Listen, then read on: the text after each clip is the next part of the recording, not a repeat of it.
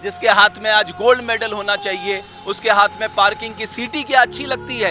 इसलिए मैं चाहता हूं कि आप इंटरवीन करिए और इंटरवीन करने के साथ साथ पॉलिसी लेके आइए। वीरेंद्र, मैं आपसे कहना चाहूंगा कि श्री कृष्ण ने कहा है कि कर्म तुम्हारा कल होगा, और कर्म में अगर सच्चाई है तो कर्म कहाँ निष्फल होगा। हर एक संकट का हल होगा, वो आज नहीं तो कल होगा। मुझे लगता है ये पंक्तियां वीरेंद्र पे बिल्कुल सटीक बैठती हैं। मैं अमूमन कहता हूं ना कि देवभूमि उत्तराखंड जो है वो प्रतिभाओं की खान है। बस जरूरत है इन प्रतिभाओं को तलाशने की, इनमें निवेश करने की। लेकिन आप सोचिए, हमारी प्रतिभाएं दो मोर्चे पर आज संघर्ष कर रही हैं।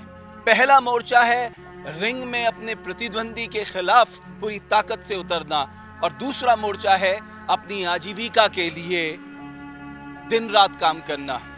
कुछ दिन पहले देवभूमि डायलॉग ने एक खबर दिखाई थी मुंशियारी के वीरेंद्र सिंह की। आप सोचिए, वो एक एमएमए फाइटर यानी मिक्स मार्शल आर्ट के फाइटर हैं, लेकिन अपनी आजीविका के लिए शादी समारोह में जो पार्किंग की व्यवस्था होती है उसमें वो गार्ड की भूमिका में थे। ये पूरा उत्तराखंड को बहुत खराब लगा, और आखिरकार आज वीरेंद्र मेरे साथ खुद मौजूद हैं। वीरेंद्र, बहुत धन्यवाद। पहले तो संघर्ष तो बड़ा लंबा है, लेकिन एक बात बताइए मुझे, आप तो एक फाइटर हैं, तो फाइटर को तो रिंग में दिखना चाहिए, पार्किंग में क्यों आप चले गए? अपने पैसों के, अपनी डाइट न होने के कारण, अपनी बचत न होने के कारण, इसीलिए हम अपना मैच के बाद अपने पार्क में जॉब करते हैं। तो ये कितने समय के लिए कर रहे, कब से कर रहे हैं आप? ये हो गया जब से मैं आया हूँ, वो अब से 2 साल के आसपास हो गए। तो कैसे शुरुआत हुई, जरा बताइए ना हमारे लोगों को। ये शुरुआत हुई, पहले मैं जब यहाँ आया उसके बाद मैं पहले भाग के आया था, घर वाले मना कर रहे थे, मैं भाग के आया था। उसके बाद धीरे धीरे घर वाले भी मान गए। उसके बाद घर में ऐसी कंडीशनिंग हो जाती थी कि पैसे में, इसमें बहुत खर्चे लगते हैं, डाइट हाइट बहुत एक्सपेंसिव गेम है ये। एक्सपेंसिव गेम है तो डाइट हाइट नहीं हो पाता था, इसीलिए मैंने अपना जो अपना पैशन के साथ अपनी जॉब भी कंटिन्यू पैसे, अपनी डाइट, अपने सपनों को पूरा करने के लिए मैंने अपनी जॉब करना चालू किया। तो आप तो गोल्ड मेडलिस्ट हैं, national gold medalist, state gold medalist हैं। नेशनल मैंने पार्टिसिपेट कर रखा। ओके, बॉक्सिंग में। बॉक्सिंग में। ओके, तो बड़ी तकलीफ होती होगी रात को काम करना, फिर दिन में ट्रेनिंग करना। यस सर, तकलीफ तो बहुत होती है, लेकिन क्या करें, अपने पैशन के लिए करना पड़ता है। हाँ, तो ये पैशन कंटिन्यू करोगे? अभी कंटिन्यू करूँगा। तो आपने मुझे बताया कि आपको आर्मी ने भी कुछ ट्रेनिंग दी थी। यस, 1 महीने मैंने आर्मी में ट्रेनिंग किया था, लेकिन वहाँ मेरे मैच के दौरान मेरी ऐसी इंजरी हो गई थी कि मैं उसके बाद आगे कंटिन्यू नहीं कर पाया। लेकिन उसके बाद जैसे मैंने छोड़ दिया था, अच्छे से पूरा छोड़ दिया था, लेकिन मेरा ऐसी कंडीशनिंग आ गई, ऐसी चीज़ आ गई कि मैं दोबारा से रिंग पे आ गया, दोबारा से। तो मेरा इंजरी सही हुआ, उसके बाद अभी मेरे को करते करते 2 साल हो गए, 2 साल होने वाले, सितंबर में 2 साल हो जाएंगे। तो आपका दिन भर का कैसे आप करते हो, क्या अपनी ट्रेनिंग के बारे में बताइए जरा। ट्रेनिंग जैसे मैं सुबह 5 बजे उठ जाता हूँ, उसके बाद मैं सबसे पहले 5 साढ़े 5 से हमारे बॉक्सिंग का रहता है, बॉक्सिंग करता हूँ। उसके बाद यहाँ से 7:45 पे जाते हैं, उसके बाद एकेडमी जाते हैं, उसके बाद एकेडमी 11 बजे तक रहती है। उसके बाद घर जाना हुआ, खाना बनाना हुआ, बर्तन धुलने हुए हैं, उसके बाद रेस्ट करके, उसके बाद शाम को अगर ड्यूटी मिल जाती है शादियों में तो ड्यूटी जाते हैं। उसके बाद नहीं, जिस दिन नहीं मिलती है उस दिन फिर अपनी एकेडमी वही और कितना मंथली कितना खर्चा आता होगा ट्रेनिंग और सारी चीजें डाइट वगैरह मिला के?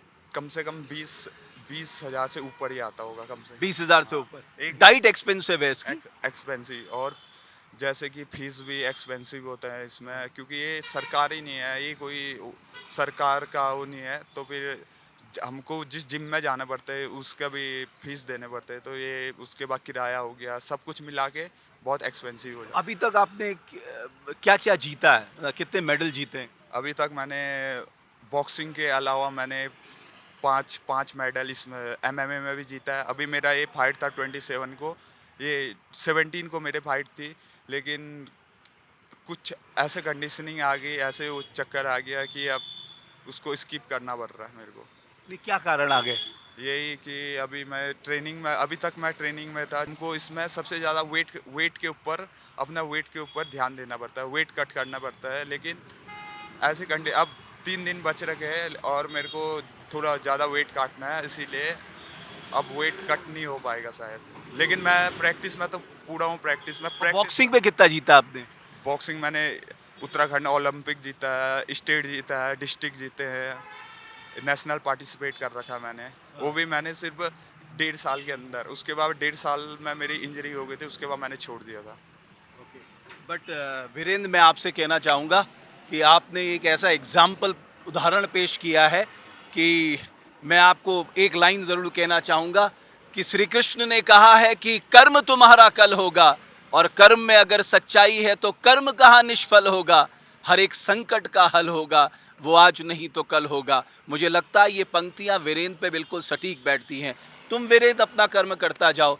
मुझे लगता है अब सरकार को, बिकॉज क्या है, ये जो मिक्स्ड मार्शल आर्ट है, आप अमेरिका ले लीजिए, आप फ्रांस ले लीजिए, आप ब्राज़ील ले लीजिए, आप कजाकिस्तान ले लीजिए, ये सारे, रूस ले लीजिए, ये सारे कंट्रीज़ भारी निवेश करते हैं अपने खिलाड़ियों में, क्योंकि उनकी खुद की पॉलिसी होती है। और मैं कहूँ कि उत्तराखंड में कई ऐसे सितारे आए हैं जो एमएमए में बहुत अच्छा काम कर रहे हैं। जैसे आप दिगंबर अंगद बिष्ट की बात कर लीजिए, दिगंबर रावत की बात कर लीजिए, ये तो उत्तराखंड की आन बान और शान है, और वीरेंद्र भी उसी दिशा में आगे बढ़ रहा है। मुझे लगता है कि जो हमारे खेल से जुड़े लोग हैं, अधिकारी हैं, उन्हें अब इंटरवीन करना चाहिए, सोचना चाहिए। जब प्रतिभाएं हैं तो आप पॉलिसी बनाइए, सपोर्ट करिए ऐसे लोगों को। कौन जाने कल वीरेंद्र ही आपके लिए एक बड़ा मेडल लेके आएगा, जिससे उत्तराखंड का गौरव पूरे देश दुनिया में बढ़ेगा।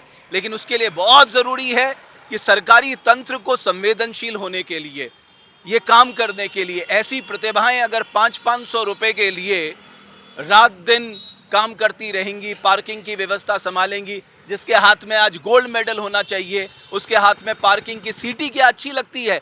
इसलिए मैं चाहता हूं कि आप इंटरवीन करिए, और इंटरवीन करने के साथ साथ पॉलिसी लेके आइए, ताकि इस तरह की प्रतिभाओं को सपोर्ट मिले और ये देश दुनिया में उत्तराखंड का नाम रोशन करें। मैं चाहता हूं सरकार इस मामले में ज़रूर इंटरवीन करे। बहुत धन्यवाद देवभूमि डायलॉग की ये पेशकश देखने के लिए।